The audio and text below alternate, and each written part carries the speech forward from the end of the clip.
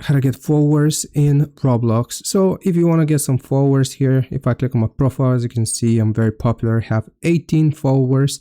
So if you want to get some followers as well, what you have to do is to click on the three lines here in the top left and then go into communities. So the communities are going to be your best bet of getting followers. Here you need to interact with people in different groups.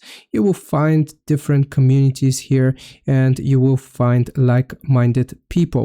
So if you find like-minded people, then you can talk to them, and if they like you, you can ask them to follow you. Also, you can create a group. As you can see, I have a group here for my YouTube channel, and people used to talk to me, and basically that's how they found out about me and they have followed me. So yeah, you just want to engage with people, with communities, talk to them, and if you feel like you guys are getting along, you can ask them to follow you, and that way you can get followers.